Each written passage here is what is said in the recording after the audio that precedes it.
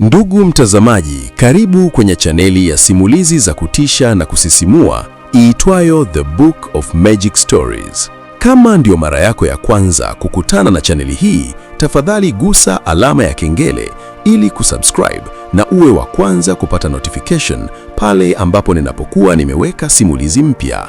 Karibu sana kwenye chaneli hii na mimi ni Ayubu Obedi. Sasa tuanze simulizi yetu. Lina alifumbua macho polepole huku mwanga mkali wa jua la asubuhi ukimchoma usoni. Kwa sekunde chache hakuelewa alikuwa wapi. Kichwa chake kilikuwa kizito na mwili wake ulikuwa umechoka kana kwamba alikuwa amepigana vita ndefu sana. Sauti ya mawimbi ilisikika karibu sana na harufu ya chumvi ya bahari ilijaza hewa aliyovuta. Alipogeuza kichwa chake kidogo, aliona mbao zilizochakaa chini yake zikitingishika taratibu pamoja na maji. Ndipo aligundua kuwa alikuwa amelala kwenye boti ndogo ya uvuvi. Sura za wanaume kadhaa zilikuwa zimemzunguka zikimtazama kwa makini. Walikuwa wavuvi waliovaa makoti ya kazi yaliyokuwa na harufu ya samaki na chumvi ya bahari. Mzee mmoja mwenye ndevu nyeupe alisimama karibu zaidi na kumtazama kwa huruma. Polepole, usijaribu kusimama haraka, alisema kwa sauti tulivu. Tulikuona ukielea baharini juu ya kipande cha mbao. Karibu uzame. Maneno yake yalipenya polepole kwenye akili ya Lina. Kumbukumbu zilianza kurudi kama mawimbi mazito. Aliona tena usiku ule uliopita, upepo mkali uliopiga meli, radi zilizopasua anga, vilio vya watu waliokuwa wanakimbia kwenye staha ya meli. Aliona tena maji yakipanda juu ya ukingo wa meli na giza lililofunika bahari. Lakini kumbukumbu iliyomgandisha zaidi ilikuwa ile ya kivuli kikubwa kilichopita chini ya maji kabla ya kila kitu kuvurugika. Kivuli kikubwa sana kiasi kwamba hata sasa alipojaribu kufikiria ukubwa wake, mwili wake ulitetemeka. Alijaribu kukaa, lakini mikono yake ilitetemeka. Kijana mmoja wa wavuvi alimshika bega kumsaidia. Lina alimeza mate kisha akauliza kwa sauti dhaifu, Meli ile iko wapi? Wavuvi walitazamana kwa sekunde chache. Mzee yule alitikisa kichwa polepole. Hatukuona meli yoyote. Tulipokupata, ulikuwa peke yako baharini. Maneno hayo yalishuka ndani ya moyo wa Lina kama jiwe zito. Aligeuza macho yake kuelekea bahari iliyokuwa tulivu mbele yao. Mawimbi madogo yalikuwa yanang'aa chini ya jua kana kwamba hakuna kitu kibaya kilichowahi kutokea. Lakini ndani ya akili yake bado kulikuwa na picha ya usiku ule. Boti ya wavuvi iliendelea kusogea taratibu kukata mawimbi madogo huku ikielekea kwenye bandari ya mji wa Ravenport. Kadri walivyokaribia ufukwe, sauti za ndege wa baharini zilianza kusikika juu yao na nyumba ndogo ndogo za mbao za mji zilianza kuonekana wazi. Bandari ilikuwa imejaa boti za uvuvi zilizokuwa zimefungwa karibu na vibanda vya samaki. Kwa watu wa mji huo, asubuhi hiyo ilikuwa kama asubuhi nyingine yoyote.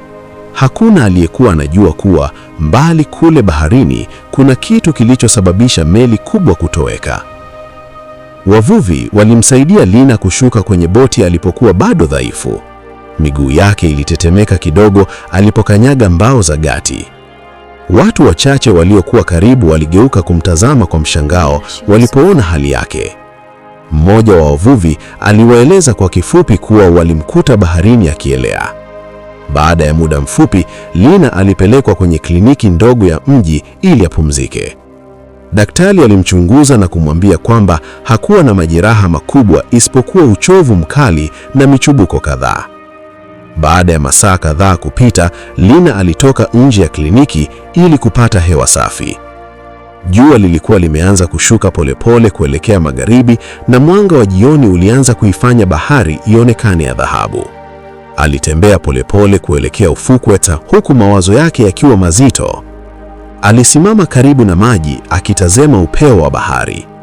Mawimbi yalikuwa tulivu sana kiasi kwamba ilikuwa vigumu kuamini kuwa siku moja kabla kulikuwa na dhoruba kali mahali hapo. Lakini Lina alipofumba macho kwa sekunde chache tu, kumbukumbu zilimrudia.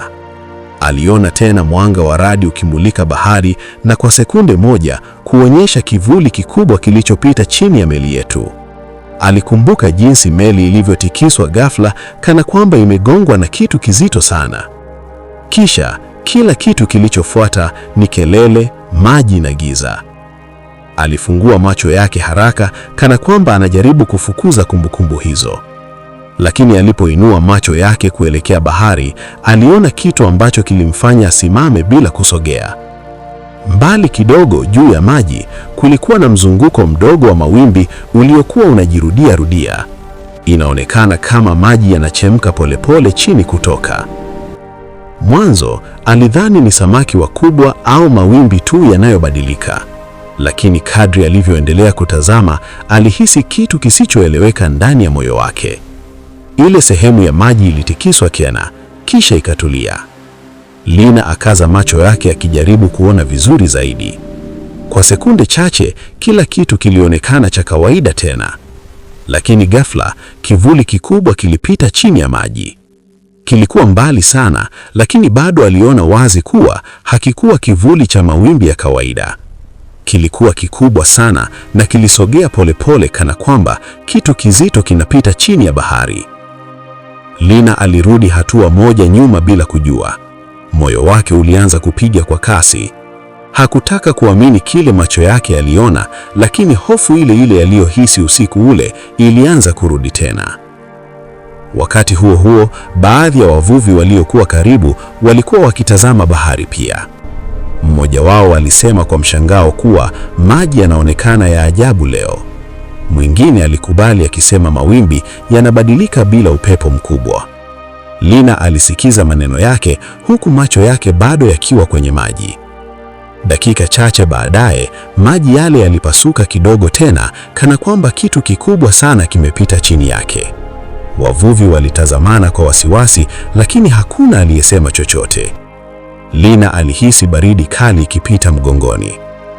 Jioni ilizidi kuingia na anga lilianza kufunikwa na mawimbi meusi yaliyokuwa yanatoka mbali juu ya bahari. Upepo ulianza kuvuma polepole, ukisukuma mawimbi makubwa kidogo kuelekea ufukwe. Watu wengi wa mji huo bado walikuwa wanaendelea na shughuli zao bila kujua kinachoendelea. Lina alisimama pale muda mrefu akitazama maji. Na kadri giza lilivyoanza kuingia, aliona tena lile kivuli kinapita chini ya bahari, safari hii ikiwa karibu na pwani kuliko hapo awali. Maji yalitetemeka juu yake kana kwamba bahari yenyewe ilikuwa inapumzika kwa nguvu. Hapo ndipo alielewa ukweli uliomfanya moyo wake uzame. Kile kilichozamisha meli aliyokuwa ndani yake hakikubaki mbali kule baharini. Kilikuwa kimewafuata hadi hapa Ravenport. Na kama kingeendelea kusogea karibu zaidi, basi mji mdogo wa pwani huo haungekuwa salama tena.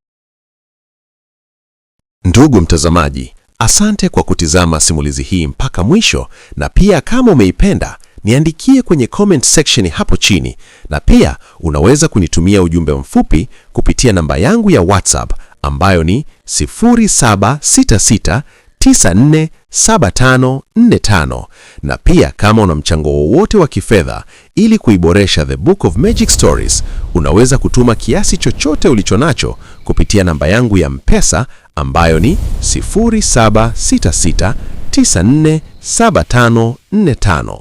Jina langu naitwa Ayubu Obedi. Tukutane katika simulizi zifuatazo. Asante na kwa heri mpaka wakati mwingine tena.